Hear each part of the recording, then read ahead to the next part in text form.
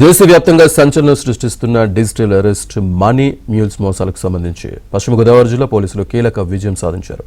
Digital arrest పేరుతో వృద్ధుల్ని భయభ్రాంతులకు గురిచేసి 99 లక్షలు మోసగించిన మహారాష్ట్రకు చెందిన ప్రీతిం ధర్మేంద్ర మౌర్యను అరెస్ట్ చేశారు.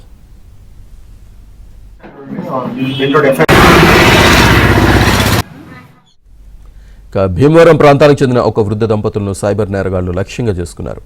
తాము సిబిఐ అధికారులమని నమ్మించి సుప్రీంకోర్టు నకిలీ అరెస్టు వారెంట్లు చూపించి వారి పిల్లలకు జైలు శిక్ష పడుతుందని భయపెట్టారు. బాధితుల్ని నెలల తరబడి 24 గంటలు వీడియో కాల్ పర్యవేక్షణలో ఉంచి తీవ్ర మానసిక ఒత్తిడికి గురిచేసి సుమారు 99 లక్షలు కాజేశారు. మొత్తానికి భీమవరం పోలీసులు సైబర్ నేరగాడిని అరెస్ట్ చేయడంతో పాటు మోసగించిన సొమ్ము ఓ ప్రైవేటు బ్యాంకుకు మళ్లించబడినట్టు గుర్తించారు.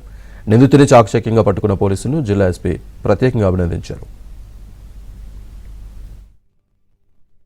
వాడరేవు లక్ష్మీ కుమారి అలాగే గోపాలకృష్ణ గారిని వైఫ్ అండ్ హస్బెండ్ వీళ్ళిద్దరూ డిజిటల్ అరెస్ట్ కి దాదాపుగా 4 నెలలు డిజిటల్ అరెస్ట్ కి గురయ్యి వాళ్ళ దగ్గర నుంచి ఈ ఫ్రాడ్ స్టార్స్ 99 లక్షలు మళ్ళీ దోచుకోవడం జరిగింది.